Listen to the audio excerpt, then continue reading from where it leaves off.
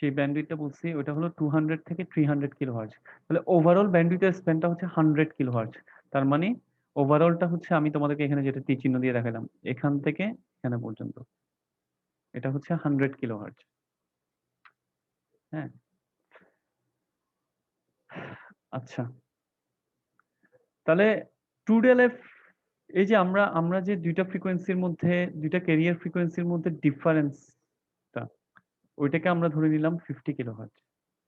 ওইটাকে আমরা ধরে নিলাম 50 কিলোহার্টজ। ঠিক আছে? এই দুইটা ফ্রিকোয়েন্সির মধ্যে ডিফারেন্সটাকে আমরা ধরে নিচ্ছি 50 কিলোহার্টজ।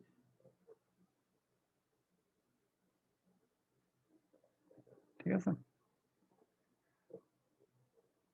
তাহলে এটা হচ্ছে 50 কিলোহার্টজ আর এটা পুরোটা হচ্ছে 100 কিলোহার্টজ। মানে এদিকে গেছে তোমার কত 25 25 করে 25 25 25 করে গেছে। ঠিক আছে? এদিকে 25 এদিকে 25। ঠিক আছে? আচ্ছা,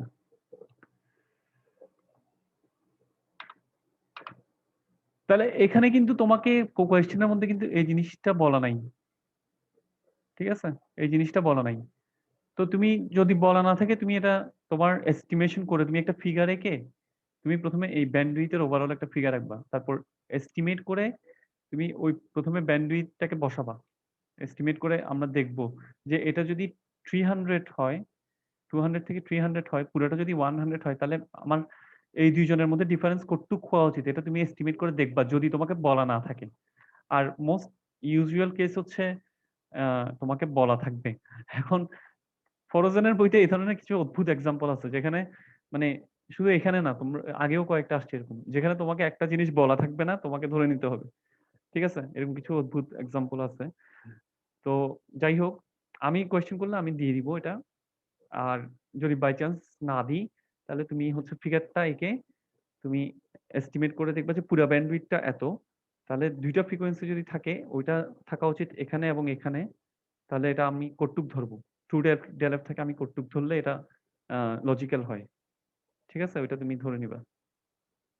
স্যার এখানে যে 50 ধরছে এটা কি তাহলে লজিক্যাল হচ্ছে না? এটা লজিক্যাল হচ্ছে। কারণ তোমার তোমার আমরা দেখতেছি ফিগার থেকে দেখতেছি এটা লজিক্যাল হচ্ছে। ঠিক আছে? স্যার কারণ যদি এখানে লজিক্যাল হয় একটা কোশ্চেন আছে স্যার। হ্যাঁ, বলো। স্যার এটা যদি 25 স্প্লিট হয়ে যাচ্ছে তার মানে আমার ফার্স্ট এর যে ব্যান্ডউইথ যেটা আছে বা ফার্স্ট এর যে ওয়েভ ওখানে দেখছি 200 থেকে 250, তারপর সেকেন্ড এরটা হচ্ছে 250 থেকে 300, তাহলে মাঝখানে গ্যাপটা কিসের? মাঝখানের গ্যাপটা এটা কিন্তু মাঝখানের গ্যাপটাতে হচ্ছে কোনো ক্যারিয়ার ফ্রিকোয়েন্সি এটা এটা ওদের কোনো ক্যারিয়ার ফ্রিকোয়েন্সি নাই এখানে। এখানে তোমার যে সিগন্যালটা এদের মধ্যে মানে একটা গ্যাপ এটাকে তুমি বলতে পারো যে গার্ড ব্যান্ডের মতো এটা কাজ করতেছে। দুইটা যদি একদম কাছাকাছি চলে আসতো ঠিক আছে? মানে তখন তোমার কি হইতো? তোমার এই জায়গাটাকে তুমি রাখছো হচ্ছে একটা গার্ড হিসেবে এদের মধ্যে, একটা বর্ডার হিসেবে। ঠিক আছে? তাহলে ওখানে একটা একটা গ্যাপ এইটা আসলে থাকা উচিত না, কারণ এটা হ্যাঁ যেখানে থাকা 250 তে শেষ হয়েছে পরেরটা কিন্তু 250 থেকে স্টার্ট হয়েছে। কোথায় কোনটা? এটা 250 তে শেষ হইছে, হ্যাঁ পরেরটা 250 থেকে তো স্টার্ট হয়েছে। 250 থেকে স্টার্ট হইছে। তার মানে এখানে কোনো হ্যাঁ তা গার্ডটা কেমনে আসলে কাজ করতেছে? ও হ্যাঁ, ঠিক আছে। এখানে এখানে তাইলে তোমার একটা ইয়ে করতে পারো এখানে। এখন এটা হলো মানে ফিগারের সাথে মিলে নাই। ওদের যদি এটা 250 থেকে শুরু হইতো তাহলে এটা এখান থেকে হ্যাঁ বের স্যার হতো। এই জন্য হ্যাঁ, জিজ্ঞেস করছিলাম যে এখান আসলে থেকেই ওটা বের ভুল হতো। কিনা, ওরা যে এখান 50 থেকেই কিলো বের হার্টজ দিছে এটা আসলে ভুল কিনা। এটা এখন তো মনে হচ্ছে এটা ফিগারের সাথে সিমেট্রিক না। তো হ্যাঁ এটা এএসকে এর মতো মনে হচ্ছে। হ্যাঁ, এটা আমার মনে হয় তোমাকে মানে দিয়ে দিব আমি ইয়ে করলে এটা আমি দিয়ে দিব। ওই জন্যই আসলে মানে ধরে নেওয়াটা ফরজেনের বইতে শুধু এটা না এরকম বেশ কয়েকটা এক্সাম্পল আছে যেখানে তোমার একটা ভ্যালু দরকার ওটা দেয়া নেই। তো সেক্ষেত্রে ধরে নেওয়াটা একটু ইয়ে হয়ে যায়। আমি করলে আমি এটা তোমাদেরকে দিয়ে দিব। ঠিক আছে? আমি আগে এস্টিমেট করে মানে আমি নিজে ঠিক করে ইয়ে করে তারপর তোমাদেরকে আমি এটা দিয়ে দিব কতক্ষণ। তো তার মানে আসলে এখানে একটা ফ্রিকোয়েন্সি গ্যাপ থাকবে, মানে ওটা 250 তে শেষ না, হলে পরেরটা এখন তুমি যদি এমনি প্র্যাকটিক্যাল কেসে আমাদের ফ্রিকোয়েন্সি গ্যাপটা দরকার। ঠিক আছে? এখন তুমি যদি এসকে তোমার তুমি এফএসকে বলো। এফএসকে এর মধ্যে ফ্রিকোয়েন্সি গ্যাপটা যদি বেশি হয় দুইটার মধ্যে, ঠিক আছে? তোমার দুইটা ক্যারিয়ার ফ্রিকোয়েন্সি ইউজ করতেছো, এখন দুইটা ক্যারিয়ার ফ্রিকোয়েন্সি যদি তোমার ওদের মধ্যে যদি গ্যাপ মানে ওদের মধ্যে যদি অনেক ডিফারেন্স থাকে, একটা মনে করো 200 কিলোহার্টজ আর একটা 800 কিলোহার্টজ, তখন তো আসলেই তাদের ব্যান্ডউইথটা অনেক বেশি বড় হয়ে যাবে, ঠিক আছে?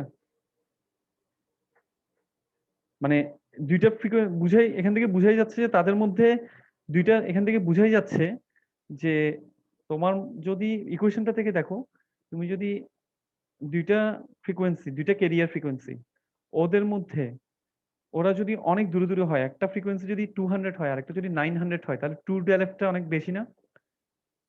টু ডেলফটা অনেক বেশি হয়ে যাবে না এটা? এটার ভ্যালু জি স্যার। বাড়বে, অনেক বাড়বে এটার ভ্যালু। তাহলে এটার ভ্যালু যদি বাড়ে, আমার ব্যান্ডউইথটা অনেক বেশি বেড়ে যাবে না? পারবে? হ্যাঁ। এটাই। তাহলে আমার কনসিডারেশন হচ্ছে আমার ওভারঅল ব্যান্ডউইথ আমার হাতে থাকে না। ব্যান্ডউইথ হচ্ছে একটা মানে এক্সপেন্সিভ রিসোর্স। এটা আমাকে ব্যান্ডউইথের জন্য আমার টাকা খরচ করতে হবে। ঠিক আছে?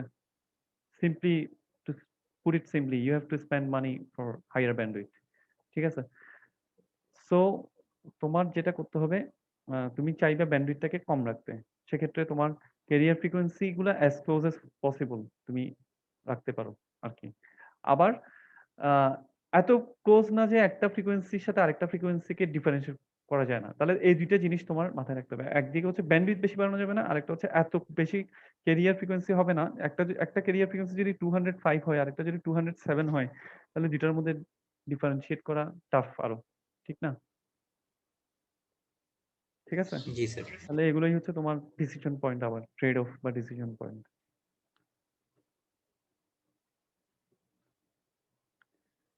তাহলে এটা হলো তোমার, এখান থেকে অ্যাস বের করলাম। এখন যেহেতু তোমাকে কিছু বলে নাই, তুমি ধরে নিবা হচ্ছে এটা বাইনারি এফএসকে। বাইনারি এফএসকে হলো যেটা এস সেটাই N, S equal to N, আর ইকুয়াল টু 1। সেক্ষেত্রে এনও হচ্ছে 25 কেবিপিএস। ঠিক আছে? আহ, আম, এই হলো তোমার ইয়ে।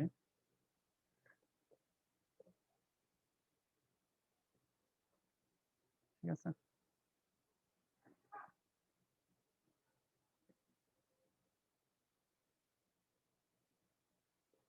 এরপর হচ্ছে বাইনারি এফএসকে এর ইমপ্লিমেন্টেশনটা বলা হয়েছে।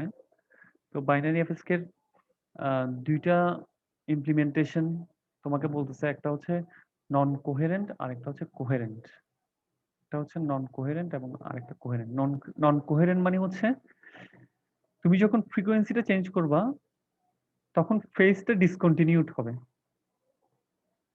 আরেকটা হচ্ছে কোহেরেন্ট এফএসকে তে ফেজটা কিন্তু কন্টিনিউ করবে।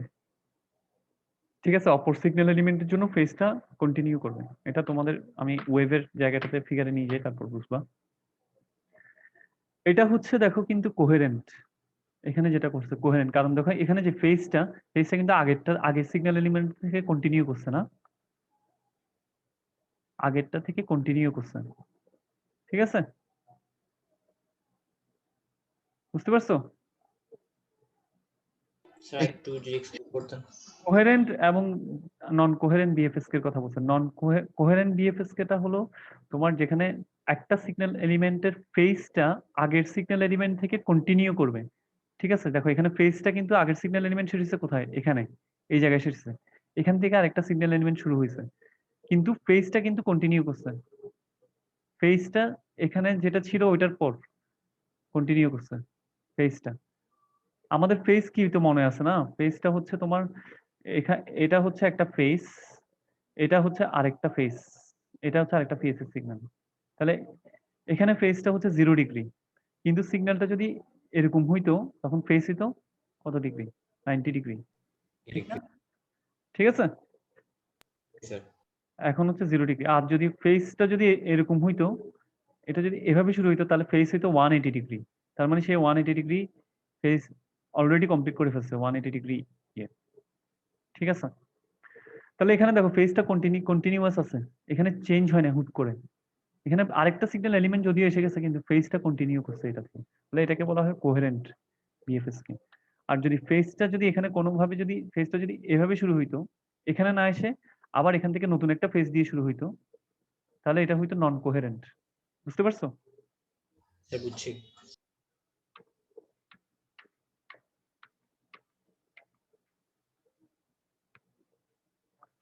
তাহলে ইমপ্লিমেন্টেশন তোমার এই দুইটা কোহেরেন্ট এবং নন কোহেরেন্ট বিএফএস কে গেল। তারপরে হলো multi level FSK. Multi level frequency shift keying, একইভাবে তুমি যেমন multi level amplitude shift keying করতে পারো, একইভাবে মাল্টি লেভেল এফএসকেও করতে পারো। সেক্ষেত্রে তোমার ফ্রিকোয়েন্সি দুইটা ইউজ না করে তুমি চারটা ইউজ করতেছো। তুমি যদি দুইটা বিট পাঠাতে চাও এট এ টাইম, দুইটা বিট যদি পাঠাতে চাও তাহলে তুমি চারটা ফ্রিকোয়েন্সি ইউজ করবা। ঠিক আছে? তাহলে 3 বিট যদি পাঠাতে চাও এট এ টাইম, তোমাকে 8টা ফ্রিকোয়েন্সি ইউজ করতে হবে। এফএসকে এর ইমপ্লিমেন্টেশন, এফএসকে এর ইমপ্লিমেন্টেশন যখন 1 আসতেছে তখন একটা ফ্রিকোয়েন্সি, যখন 0 আসতেছে তখন আরেকটা ফ্রিকোয়েন্সি। 1 আসতেছে ওই ফ্রিকোয়েন্সিটা 1 এর জন্য, 1 এর জন্য ওই ফ্রিকোয়েন্সিটা, 0 এর জন্য আরেকটা ফ্রিকোয়েন্সি। ঠিক আছে? আর এটার তোমার তুমি যদি মানে সার্কিটে যাও, সার্কিটে এটা ইয়ে করা হয় ভোল্টেজ কন্ট্রোলড অসিলেটর দিয়ে। মানে এটার নামটা থেকেই বুঝতেছো, ভোল্টেজ কন্ট্রোলড অসিলেটর। তার মানে অসিলেশনটা ভোল্টেজ দিয়ে কন্ট্রোল হবে। এখানে অসিলেশন মানে হচ্ছে ফ্রিকোয়েন্সি। অসিলেটরের সাথে ফ্রিকোয়েন্সি কথাটার, অসিলেশনের সাথে ফ্রিকোয়েন্সি কথাটার একটা রিলেশন। ঠিক আছে? অসিলেশন মানেই হচ্ছে ফ্রিকোয়েন্সি। ঠিক আছে? তাহলে ভোল্টেজ দিয়ে অসিলেশনটা কন্ট্রোল হচ্ছে। ভোল্টেজ যখন 1 আসবে তখন একরকম অসিলেশন, ভোল্টেজ যখন 0 আসবে তখন আরেক রকম অসিলেশন বা ফ্রিকোয়েন্সি। ঠিক আছে?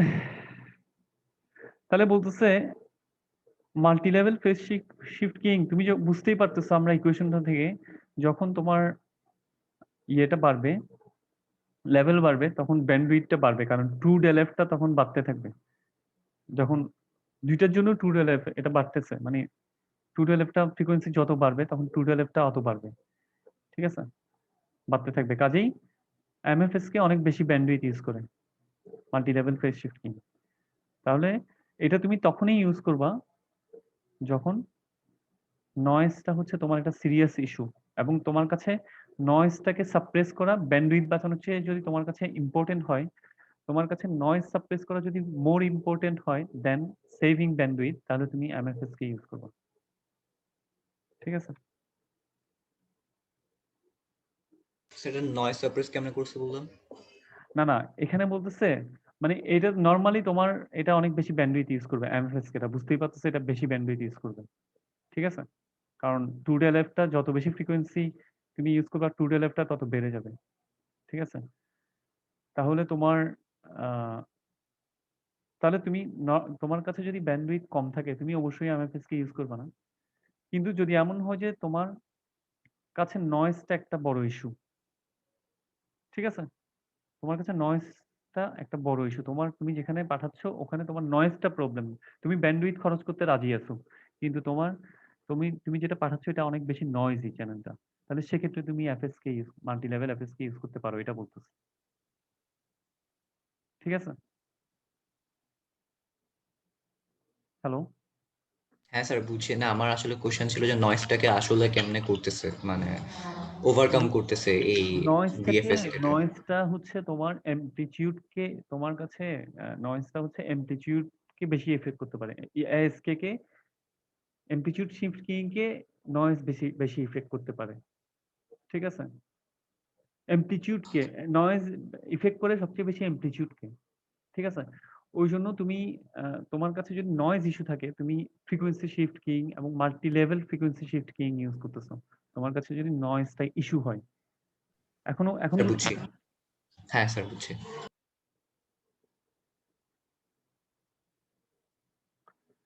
ফেজ শিফট কিং, তাহলে ফেজ শিফট কিং এ তোমার বুঝতেই পারছো এটাতে আমরা ফেজ চেঞ্জ করব ডেটাকে বোঝানোর জন্য, 1 আর 0 এর মধ্যে ডিফারেন্সিয়েশন করার জন্য আমরা ফেজ চেঞ্জ করব। তাহলে একইভাবে বাইনারি এফএসকে এর মতো এটা বাইনারি পিএসকে, বাইনারি ফেজ শিফটিং, তার মানে দুইটা ফেজ দিয়ে তুমি দুইটা ডেটা এলিমেন্টকে বুঝাবা। ঠিক আছে? একটার ফেজ ফর এক্সাম্পল 0 ডিগ্রি, আরেকটার ফেজ হবে 180 ডিগ্রি। 0 ডিগ্রি এটার ফেস 1 বোঝানোর জন্য, আর এটা শুরু হয়েছে 180 ডিগ্রি। দেখছো 0 এর জন্য এই ফেসটা, 1 এর জন্য এই ফেসটা, এটা হচ্ছে ফেস শিফট কিং। আগের মতো বিট রেট বট রেট সেম স্টিল, যেহেতু আমরা বাইনারি ইউজ করতেছি, দুইটা, একটা সিগন্যাল এলিমেন্ট যেহেতু একটা ডেটা এলিমেন্ট ক্যারি করতেছি। তাহলে এটার তাহলে আগের ইউজ না করে এটা ইউজ করলেই তো হচ্ছে, কারণ এটা এখানে আমার ব্যান্ডউইথ ইস্যুজও আসতেছে না, নয়েজ ইস্যুজও আসতেছে না। ব্যান্ডউইথ ইস্যু আসতেছে না, নয়েজ ইস্যু আসতেছে না। এখানে আরেকটা ইস্যু আছে, এটা হচ্ছে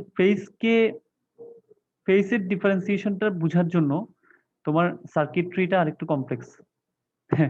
তো তোমার সার্কিট, তুমি যদি কমপ্লেক্স সার্কিট, তুমি যদি এটা ইউজ করো, তোমার সার্কিট্রিটা আরেকটু কমপ্লেক্স হবে। বুঝতে পারছো? মানে তোমার যে সার্কিট দিয়ে তুমি এই ফেজ শিফট কিংটাকে প্রসেস করবা, কন্ট্রোল করবো। হ্যাঁ প্রসেস করবা, ওই সার্কিটটা আরেকটু কমপ্লেক্স হবে এএসকে এবং এফএসকে এর তুলনায়। ওইটাই, ঠিক আছে? এই যে এটা বলছে PSK needs more sophisticated hardware to be able to distinguish between phases. ঠিক আছে, তাহলে এখানে ইস্যু হচ্ছে এটা। ঠিক আছে, জি স্যার। এখন তোমার প্রয়োজনের ভিত্তিতে তোমার যেটা ইউজ করার এটা করতে হবে আর কি। আচ্ছা, তাহলে PSK obviously less susceptible to noise. PSK is superior to FSK because we do not need two carrier signals. তাহলে নয়েজ ASK এর চেয়ে বেটার, কারণ এটা নয়েজ এটাকে এফেক্ট করতে পারে না। এটা ব্যান্ডউইথও কম নেয়, কিন্তু এটার প্রবলেম হচ্ছে এটা, তোমাকে আরো অ্যাডভান্সড আর কমপ্লেক্স হার্ডওয়্যার ইউজ করতে হবে। ঠিক আছে, ব্যান্ডউইথ আমরা ASK এর মতোই। ঠিক আছে,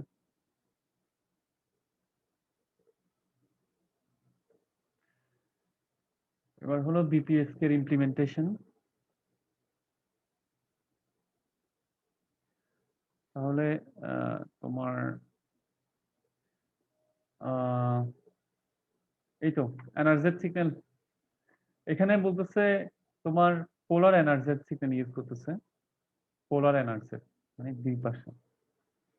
ঠিক আছে, বুঝছো? পোলার এনার্জেট সিগন্যাল ইউজ করতেছে কারণ হচ্ছে তোমার, তুমি যদি পোলার ইউজ না করো, এই ফেজটাকে চেঞ্জ, পোলার এখানে আমরা পোলার, এখানে ASK এর ক্ষেত্রে আমরা এই এইদিকে যাই নাই, নেগেটিভ অ্যাক্সিসে যাই নাই সিগন্যালটাকে, এখানেই ছিল, 0 এর জন্য 0তেই ছিল না, এখানে ছিল ASK এর জন্য। কিন্তু ASK এর ক্ষেত্রে আমরা যে ডিজিটাল সিগন্যালটা ইউজ করব, ওটাতে আমরা পোলার ইউজ করব, মানে নেগেটিভ দিকে যাবে, নেগেটিভের দিকে যাবে, এই নেগেটিভ অ্যাক্সিসের, ওয়াই অ্যাক্সিসের নেগেটিভ দিকে যাবে। ঠিক আছে, এবং এই নেগেটিভ দিকে যাচ্ছি বলেই ফেজটাকে আমি 180 ডিগ্রি চেঞ্জ করতে পারতেছি। বুঝতে পারছো? জি স্যার। রেজাল্ট হচ্ছে এটা, নেগেটিভ দিকে যাচ্ছি বলেই ফেজটাকে আমি 180 ডিগ্রি চেঞ্জ করতে পারতেছি। আচ্ছা, তাহলে এটা হলো তোমার modulated signal.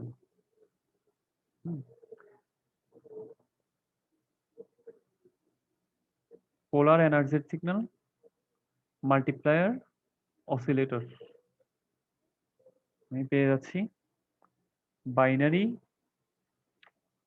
Phase shift king BPSK। তাহলে আজকে তোমাদের এতটুকু থাকবে। 1 মিনিট, হ্যাঁ। স্যার রেকর্ডিংটা অফ করতে পারেন তাহলে।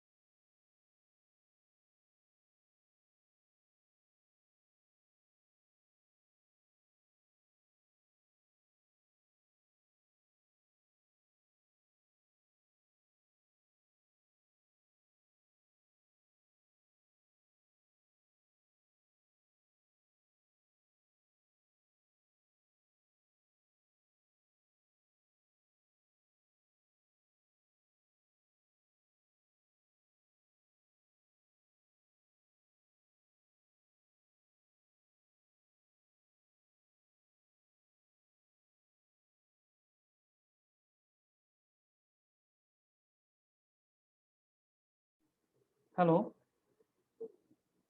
হ্যালো, স্যার আছি। আছো না? তাহলে আজকে আমরা একটু পর্যন্তই থাকি আর কি, হ্যাঁ? মানে ফেজ শিফটিং পর্যন্ত আম, একটু স্লো স্টার্ট করলাম, ঠিক আছে? মানে না স্যার, সমস্যা নেই। স্লো স্টার্ট করলাম, তারপর যখন দরকার তখন। স্যার রেকর্ডিংটা অফ করতে পারবেন স্যার? হ্যাঁ, ঠিক আছে। তাহলে আজকে তোমার সাইন দিয়ে দিও, নিয়ে নাও, তোমার স্ক্রিনশট নিয়ে নাও। কি নাম, ইফতেহাজ, ঠিক জি আছে? স্যার, নিসি sir. Okay, okay, Allah thank হাফেজ। You sir. স্যার আসসালামু আলাইকুম।